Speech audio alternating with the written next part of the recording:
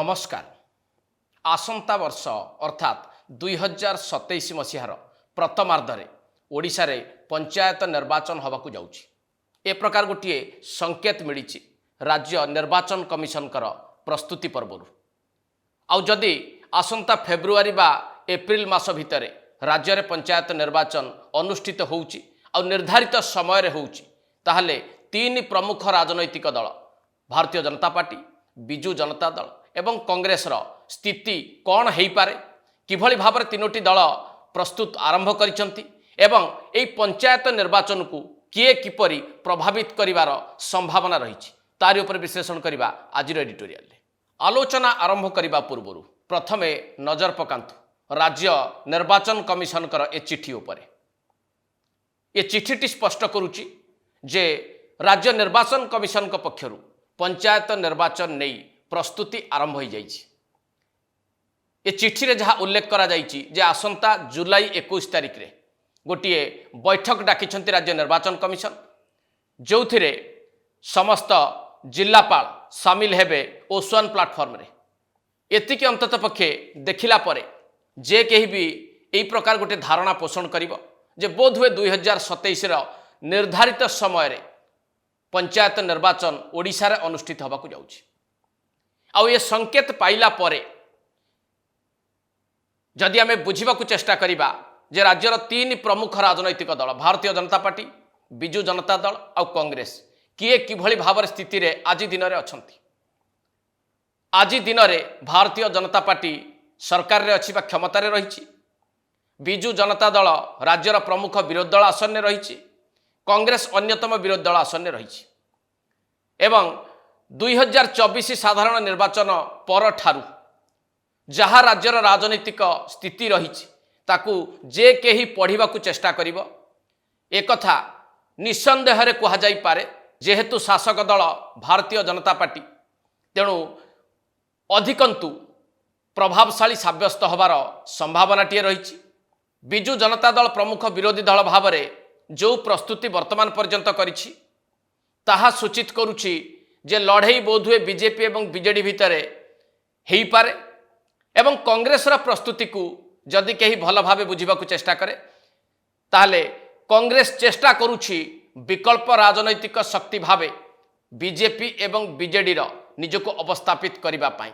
किंतु आउ जो समय रहिला 7 मास बा ताठू अधिक सेथिरे कांग्रेस एथिरे केते सफल हबो ताहा मध्य संदेह घेରରେ। तेणु तीनोटी प्रमुख राजनैतिक दलर एई प्रकार स्थिति सामना को वर्तमान ठू आसुछि।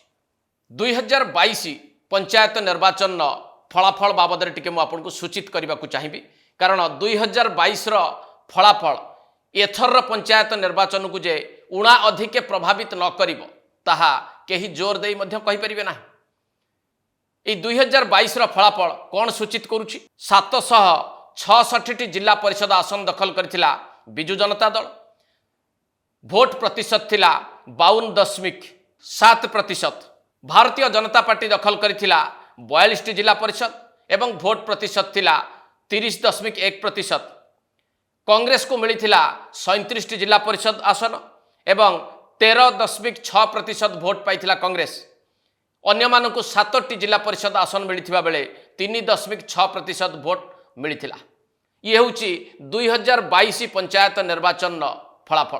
जदि आमे टिके पछकु फेरिबा एवं 2017 पंचायत निर्वाचन ने कौन फलाफल आसीथिला 2022 निर्वाचन ने कौन फलाफल थिला ताकू टिके तुलना करके देखिबा। 2017 पंचायत निर्वाचन ने बिजू जनता दल पाइथिला 476 जिला परिषद आसन, 2022 रे पाइथिला 766। बीजेपी 2017 रे पाइथिला 297 जिला परिषद आसन एवं 2022 रे खसी आसीथिला 42 को। कांग्रेस 2017 रे पाइथिला 60 जिला परिषद आसन, खसी आसीथिला 2022 रे 37 जिला परिषद आसन। तो 2017 फलाफल 2022 रे भिन्न भाव रे सामना को आसीथिला। बिजू जनता दल विपुल भावे 2022 रे विजय लाभ करिथिला एवं भारतीय जनता पार्टी 2017 रे जो प्रकार चमक देखैथिला ताहा 2022 रे हेई पारि नथिला। एवं कांग्रेस मध्य 2017 जो परिस्थिति थिला 2022 रे सेथिरे यथेष्ट अवनति घटी ये हूँ 2017 एवं 2022 पंचायत निर्वाचन फलाफल को लेकिन जो तुलनात्मक चित्रटी मुझे पाखे रखिली। एबे प्रश्न उठुची जे 2017 रे जो फलाफल भारतीय जनता पार्टी पाइथिला सेतबेले विरोधी दल थिला भारतीय जनता पार्टी, एबे सरकार रे अछि बा क्षमता रे अछि। 2017 रो फलाफल भारतीय जनता पार्टी पाई काहींकी एपरि चमकदार हेतिला ताहा मध्ये आपण माने टिके जानिबा उचित। 2017 रे भारतीय जनता पार्टी अपेक्षाकृत भल प्रदर्शन करिथिला, जहार मुख्य कारण थिला जे 2017 पंचायत निर्वाचन पूर्व 2014 रु 17 3 वर्ष धरी भारतीय जनता पार्टी पक्षरु अधिक फोकस करा जाइथिला तृणमूल स्तर रे दल को मजबूत करिबा पई, बूथ लेवल ले दल को सुदृढ़ करिबा पई, जहार फलाफल पाइथिला भारतीय जनता पार्टी। एवं 2014 रे नरेंद्र मोदी नेतृत्व में केंद्र सरकार गठन होता सेतबेले नरेंद्र मोदी लोकप्रियता आकाश छुआ थिला, जार प्रभाव ओडिशार ग्रामांचल पर्यंत मध्य पहुंची 2017 पंचायत निर्वाचन में।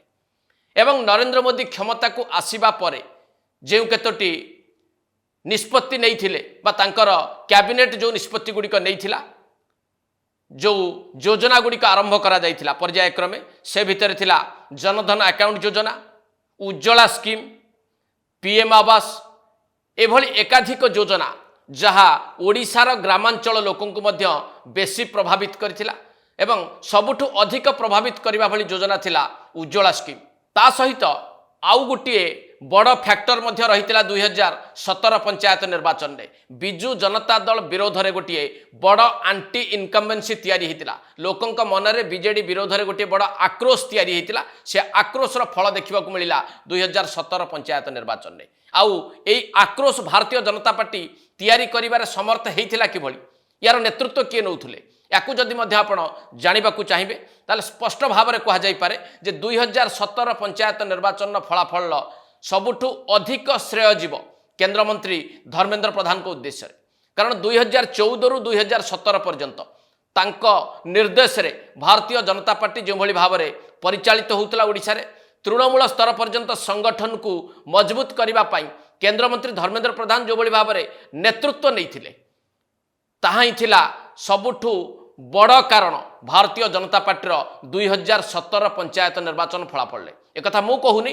2017 पंचायत निर्वाचन फलाफल परे यह जातीय स्तर गणमाध्यम मध्य चर्चा को आसीथिला जे किभली भाव में भारतीय जनता पार्टी 2017 रे अपेक्षाकृत भल प्रदर्शन करिथिला ओडिशा रे।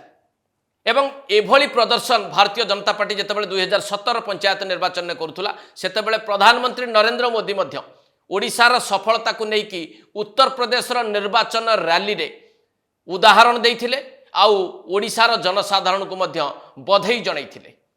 अर्थात भारतीय जनता पार्टी शीर्ष नेतृत्व 2017 सफलता को एक बड़ सफलता भावे अभिहित करिथिला तृणमूल स्तर। मु एइथिपाई 2017 फलाफल को आपण आगे रखिली बा रखिबाकू चाहिली।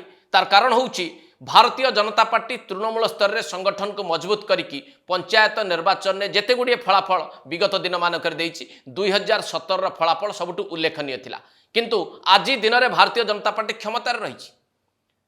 स्वाभाविक भाव में समस्ते आशा करेंगे जे शासक दल निश्चित चेष्टा करिबो प्रभावी प्रदर्शन करने बा अधिक आसन जीतिबा जहाँ तार तृणमूल संगठन मजबूत अच्छी बोली गोटे बड़ वार्ता दब, किंतु बीजेपी से भली प्रस्तुत एपर्यंत करिछि कि? परिशेष में आपण माने चिंता करंतु जे जदि आउ 7 मास परे बा 8 मास परे पंचायत निर्वाचन अनुष्ठित होबाकू जाउछि ताले एई निर्वाचन फलाफल कहा द्वारा अधिक प्रभावित हो पारे। 2022 पंचायत निर्वाचन फलाफल अधिक भाव में 2027 पंचायत निर्वाचन को प्रभावित करिवो ना 2017 पंचायत निर्वाचन जो फलाफल अच्छी से ही फलाफल 2027 पंचायत निर्वाचन को अधिक प्रभावित करिवार संभावना रही। एड शेष करबा एडिटोरियल को नमस्कार।